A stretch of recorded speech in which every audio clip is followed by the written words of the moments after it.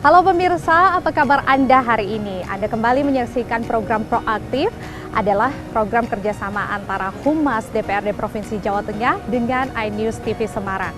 Dan episode Proaktif kali ini, saya Cindy di lapangan telah bersama dengan salah satu anggota Komisi D DPRD Provinsi Jawa Tengah, Pak Benny Karnadi. Ini kita akan jalan-jalan mengunjungi daerah dapil dari Pak Benny ini. Oke, kita akan ke beberapa titik ya ini hari ini, Pak. Oke.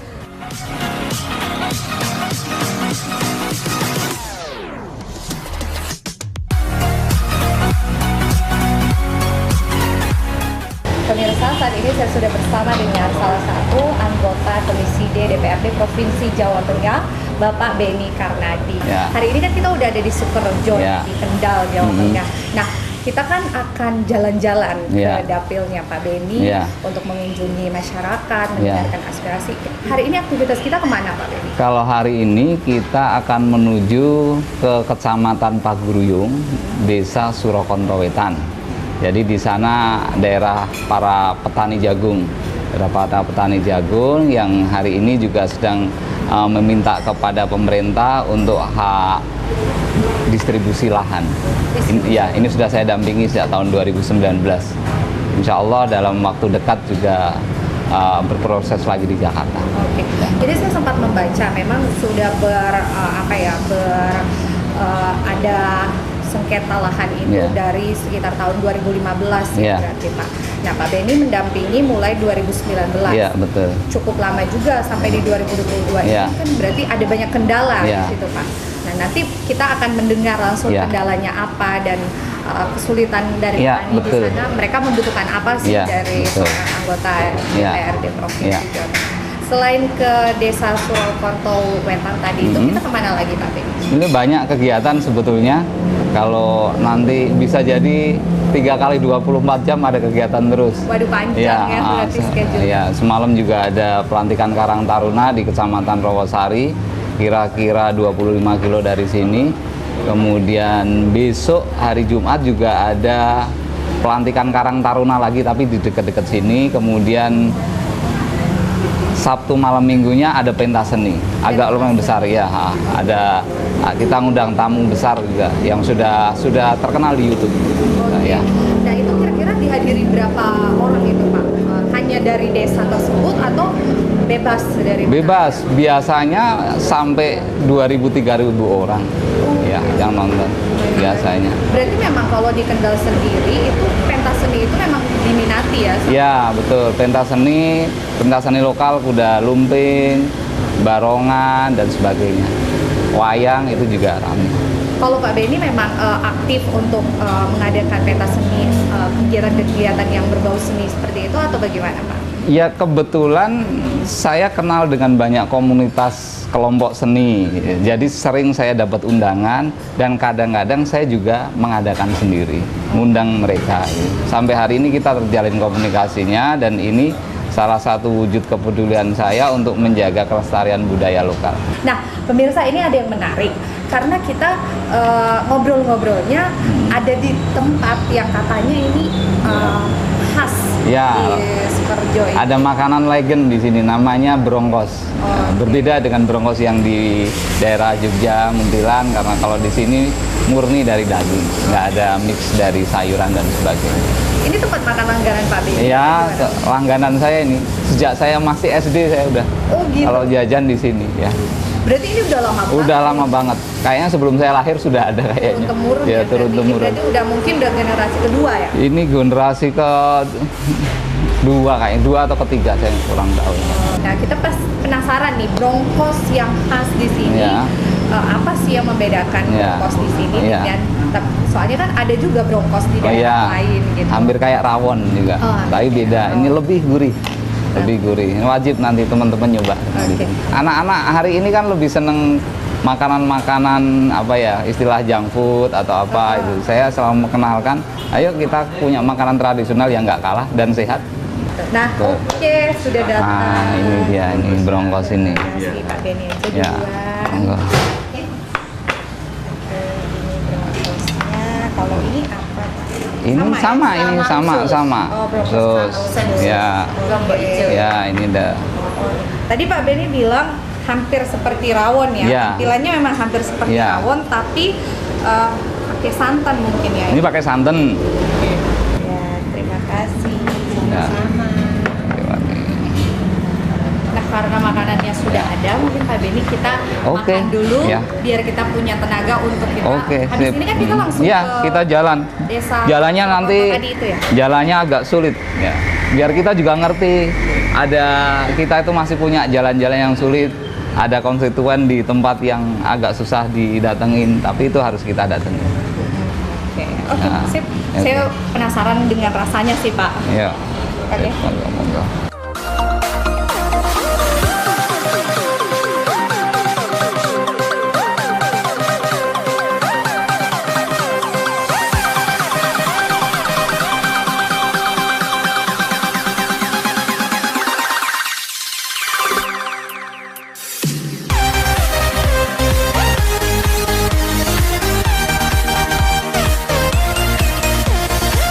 Jangan kemana-mana karena setelah kita makan di sini, makan apa tadi Pak namanya? Brongkos. Brongkos, kita akan langsung ke tujuan kita yang pertama, yaitu di Desa Surokonto, mendengarkan aspirasi dari masyarakat dan juga petani di sana. Jangan kemana-mana.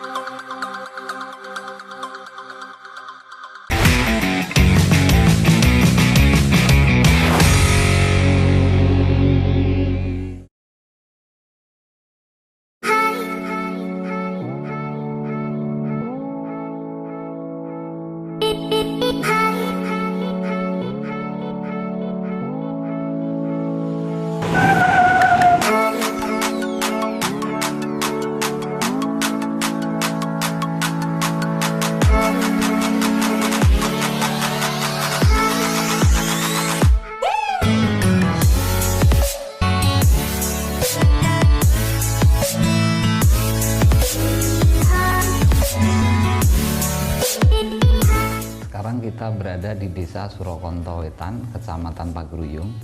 Kira-kira jaraknya sekitar 25 kilo dari ibu kota Kabupaten Kendal. Nah, tepatnya ini saya di rumahnya tokoh masyarakat di Surokonto Wetan, Bapak Kiai Aziz, yang bareng-bareng dengan kita sedang memperjuangkan reformasi agraria berkaitan dengan hak kelola lahan. Jadi salah satu nawacita itu adalah reformasi agraria. Nah, reformasi agraria itu ada dua. Satu adalah kelola lahan, yang dua adalah distribusi lahan. Nah, yang di sini kita sedang meminta kepada pemerintah untuk ada distribusi lahan yang diberikan hak penuh kepada masyarakat secara penguasaan. Ini sudah kita perjuangkan sejak tahun 2015 dengan berbagai dinamika dan sebagainya. Dan alhamdulillah banyak bantuan dari kelompok-kelompok masyarakat, organisasi-organisasi besar. Bahkan putrinya Gus Dur juga pernah sampai ke sini juga. Oke. Menengok langsung. Nah, Pak Beni, ini kan masyarakat umum mungkin belum mengerti apa sebenarnya sih permasalahan di Desa Surokonto Wetan ini yang sedang kemudian didampingi oleh Pak Beni dan teman-teman. Masalahnya kayak Aziz dan teman-teman petani yang ada di sini sebenarnya apa Pak? Ya, jadi di sini ada lahan perkebunan hak guna usaha yang sudah dikelola oleh warga sejak tahun 67 ya Pak Is ya. Sejak tahun 70-an. Sementara pemerintah memberikan peluang ketika masyarakat itu sudah mengelola lahan sampai 20 tahun lebih, itu bisa kemudian diajukan haknya untuk menjadi hak milik bagi masyarakat. Nah, itu yang sedang kita perjuangkan untuk lahan-lahan yang ada di sini menjadi hak milik bagi warga. Persoalan petani ini ada beberapa persoalan. Yang namanya petani itu harus punya lahan. Kalau nggak punya lahan bukan petani, namanya buruh tani. Ya. Atau dia enggak. Yang namanya petani, inti dari kebanyakan masyarakat Indonesia ini, mereka harus memiliki lahan. Inilah yang namanya reforma agraria. Satu, dia punya alat produksi yang namanya lahan. Dua, bagaimana dia bisa mengakses kebutuhan pertanian seperti pupuk dan sebagainya. Kemudian yang ketiga, harus ada jaminan ketika panen harganya juga stabil. Iya, Nah, jangan malah ya, di bawah gitu kan. sementara kita kalau mau tanam, pupuk susah, kemudian mahal, kemudian kalau pas panen harganya anjlok. Kita ini kebanyakan kan petani jagung, dan sampai ketika pas musim panen kemudian pemerintah impor jagung.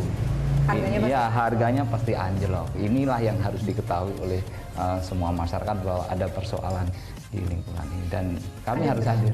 Ada berapa petani yang ada di Surakarta Wetan ini? Sekitar 450, dan itu memang sudah menggarap lahan itu dari 1970 tadi. Meneruskan harapan orang tua. Ya, kalau orang tua masih banyak lah, orang tua yang masih garap mulai tahun itu. Sementara kemudian ada peluang dari masyarakat bahwa tanah HGU yang dulu sudah digarap oleh masyarakat bisa diajukan yang namanya TORA, Tanah Objek Reforma Agraria. Nah, itu diberikan secara penuh kepada warga masyarakat. Nah, ini yang sedang kita perjuangkan. Nah, mudah-mudahan bahwa ini goal, kita juga membutuhkan banyak dukungan dari semua kelompok, karena kalau ini goal, kemudian masyarakat ini juga sudah berorganisasi, artinya bahwa mereka juga akan mengembangkan diri secara komunal. Nanti akan dibikin sebuah project bareng dengan banyak pihak yang sudah memiliki keinginan untuk membuat proyek, apakah itu ada pesantren ataukah laboratorium pertanian dan sebagainya. Ini sudah ada komitmen dengan Pak Kiai Aziz bahwa nanti ketika itu sudah menjadi hak milik, maka ini menjadi alat produksi petani warga sih. Tidak untuk diperjualbelikan lagi. Untuk diperjualbelikan. Nah, tapi kan tadi masalahnya udah dari 2015. Ya. Pak Beni juga bilang bahwa sudah ada advokasi dari 2015. Ini kan sudah hampir 7 tahun berarti. Ini sebenarnya apa yang mempersulit untuk goal ke langkah distribusi lahan itu? Ya, ada beberapa persoalan. Nah, hari ini kita sedang mengumpulkan secara administrasi. Kita juga minta bantuan Pemda Kendal. Kita sudah menghubungi Bupati Kendal untuk audiens dengan warga dan pendamping yang nantinya akan kami kirimkan ke Jakarta untuk surat permohonan hak kelola lahan, penguasaan lahan. Saya kira nggak ada yang sulit sebetulnya. Ini persoalan stamina dan semangat saja. Semua perjuangan pasti ada hasilnya, itu yang kami yakini. Untuk tidak berhenti di tengah jalan gitu tidak ya? berhenti di tengah jalan. Yang penting bahwa para petaninya memiliki komitmen, kami juga memiliki komitmen bahwa ini sebagai hak warga yang harus diperjuangkan. Oke, kalau dari Kiai Aziz ini, tadi kan Pak Beni menyebut bahwa harus ada lahan, terus ada soal pupuk itu harus tidak bisa, jangan mahal-mahal gitu biar petani bisa gampang untuk membeli gitu. Kalau petani di sini sebenarnya sudah merasa faktor-faktor itu bisa dijangkau oleh petani di sini atau belum? Belum tercukupi untuk cari pupuk. Ketika musim panas kita kesulitan cari pupuk. Adanya pupuk kandang memang, tapi kalau tidak dicampur dengan pupuk Pabrik ya. Pabrik itu memang buat hasilnya kurang. Satu, yang kedua, ketika kita panen juga harganya anjlok. Ketika awal-awal mungkin masih agak stabil. Harganya masih oke gitu. Ya. Harganya langsung hancur. Ini persoalan umum di petani di Indonesia. Tidak cuma terjadi di Surakarta aja. Ini secara umum seperti itu. Jadi pas musim tanam, bibitnya juga mahal biasanya. Pasti. Bibitnya mahal, pupuknya juga mahal. Kita belum ngomong juga persoalan bagaimana sistem pengairannya dan sebagainya. Ada beberapa tempat juga pengairannya juga susah dan sebagainya. Nah, ini tanggung jawab kami, tugas kita selaku Dewan, dan kita selalu suarakan bahwa ini persoalan-persoalan ini harus segera diatasi. Tapi persoalan yang selalu berulang yaitu Ketika tanam pupuk mahal, panen harganya murah anjlok. Ini berulang-ulang terus, nggak kapok-kapok para pemain-pemain itu kan, tengkulak-tengkulak itu.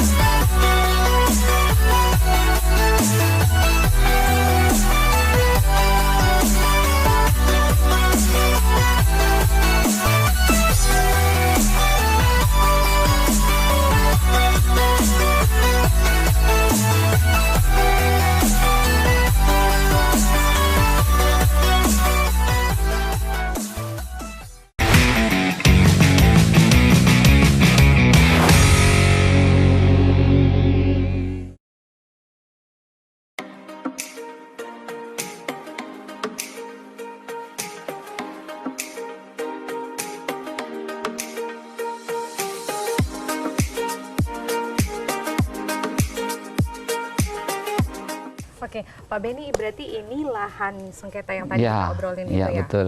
Oke, 127 hektar. memanjang ke sana tuh? Iya, ya memanjang ke sana, ke kanan, ke samping. Oke. Ya. Ini ada pertanyaan. Iya, ini boleh pas ngobrol-ngobrol. mereka habis, biasa kalau habis jam istirahat mereka pada di sini. Pak, Monggo, Pak. Nggih. sampai sehat ya. Sehat. Nggih. Oh, nggih. Iya. Monggo, mriki mawon. Pripun, pun Apa, panennya Pak? kapan, Pak? Ya, niki sekitar setunggal bulan setengahan pun mulai panen ini. Pun anu nggih. Pun aman nggih sakniki nggih. Mboten sing ganggu nggih. Nggih, aman Nggih, niki aman. alhamdulillah.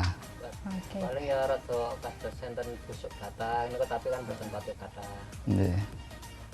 Berarti termasuk udah Kapan aman. panen ini bulan apa niki? Januari akhir, Pak. Januari, sebentar lagi ya. Januari. Kalau beli pupuk pakai kartu ya? Harus pakai kartu. Harus pakai kartu. Rata-rata sudah punya semua kartunya. Ada yang belum, Ada yang belum, tapi petani juga. petani. Tapi belum dapat kartu. Belum dapat kartu karena kan kita kan kebanyakan petani cuma di KTP tapi lahannya kan belum Oh ada. iya. Jadi kalau kita mengajukan untuk membuat kartu kan harus ada Iya, lahan. yang diajukan Iya. gitu. Ada. Ya, kalau nggak punya lahan dia nggak bisa punya ini ya. Iya, Sementara yang punya lahan kadang-kadang nggak mau bertani, tapi punya kartu petani. punya kartu petaninya. Ya. Oke. Nah, Pak Beni, ini kan tadi kita ngobrolin sengketa lahan itu. Sebenarnya kan kalau berbicara terkait dengan Komisi D Iya. ini kan di luar dari Tupoksi ya. komisi, Nah, di di luar luar. dari tupoksi Komisi D. Ini Iya. sebenarnya kenapa Pak Beni mau bersama-sama dengan petani di Surakonto ini untuk berjuang? Ya. Yang pertama gini, masyarakat itu taunya ya DPR, dia nggak peduli topoksinya apa. Hampir rata-rata masyarakat seperti itu. Komisi D itu kan di bidang infrastruktur sebetulnya. Cuman karena masyarakat taunya ya minta bantuan, minta tolongnya ke DPR, dia nggak peduli topoksinya seperti apa. Dan itu saya lakukan karena kebetulan juga saya dulu dari aktivis mahasiswa, kemudian jadi aktivis agraria, maka sudah menjadi kewajiban saya ketika ada persoalan menyangkut agraria ini saya ikut mendampingi, ikut turun gitu. Oke, berarti karena memang selain paham juga ada panggilan hati ya di sini Ya. untuk ya walaupun bukan tupoksi tapi ingin membantu masyarakat gitu. Ya, tugas dari pemuda, tugas dari kita semua ini adalah ketika ada ketidakadilan kita harus hadir. Itu tugas kita sebagai pemuda. Jadi kita nggak boleh menutup mata terhadap persoalan-persoalan yang ada. Jadi DPR bukan hanya membahas persoalan anggaran, nggak hanya membahas persoalan kegiatan, nggak hanya kegiatan-kegiatan normatif dan sebagainya, tapi ini adalah kegiatan-kegiatan yang DPR harusnya turun. Dan banyak teman-teman saya juga banyak yang turun di berbagai kasus seperti ini. Kalau berbicara aspirasi Ya. dari konstituennya Pak Beni ini secara umum apa sih sebenarnya aspirasi dari masyarakat di Dapil Pak Beni ini? Ada berbagai macam keinginan masyarakat ya. Kalau masyarakat secara umum biasanya mereka menginginkan akses infrastruktur yang baik gitu. Jalan, pengairan dan sebagainya. Dan itu kita lakukan lewat bantuan keuangan desa. Jadi lewat desa, kemudian kebutuhan masyarakat berkaitan misalkan jalan yang rusak, ya udah kita bantu bangun. Apalagi masa sulit seperti ini, masa pandemi seperti ini kan anggaran desa itu banyak digunakan untuk bantuan langsung tunai ke masyarakatnya, pemulihan ekonomi, sehingga menjadi kewajiban provinsi untuk membantu mengcover kegiatan-kegiatan yang tidak bisa di-cover oleh desa, termasuk kegiatan-kegiatan kemasyarakatan juga, apakah itu kegiatan pemuda, kegiatan kesenian dan sebagainya. Dan alhamdulillah kegiatan keagamaan kita juga ikut bantu, kegiatan kesenian kita juga ikut bantu, kegiatan pemuda juga ikut bantu. Rencana ke depan Pak Beni ini bagaimana? Karena kan tadi infrastruktur sudah dijalankan gitu kan, sudah diperbaiki gitu. Rencananya ke depan? Anggaran desa itu kan tinggi ya. Bisa dikata misalkan per desa 1 miliar.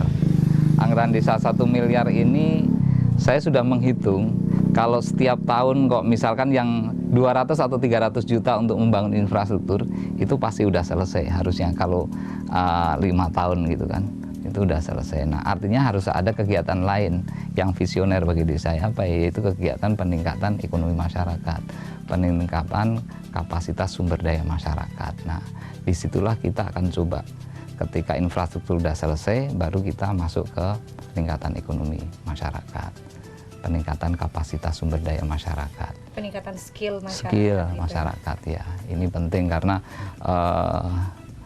kita mengalami bonus demografi, usia produktif kita 70% nanti sampai tahun 2045, sehingga sudah ada yang nulis buku bahwa tahun 2045 mencapai Indonesia emas. Tapi kalau nggak kita siapkan hari ini, yang terjadi bukan Indonesia emas, tapi Indonesia cemas.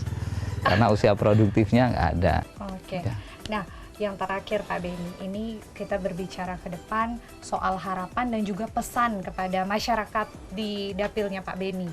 Ya, yang pertama bahwa masyarakat harus optimis bahwa kita bisa melalui proses pandemik ini, bahwa pemerintah juga berusaha membantu masyarakat sehingga masyarakat tidak terbebani, ada terbukanya lapangan kerja yang lebih luas, ada pengembangan kapasitas masyarakat, sumber daya masyarakat yang lebih baik lagi, sehingga ke depan kita siap menjadi bangsa yang besar, menjadi negara yang besar.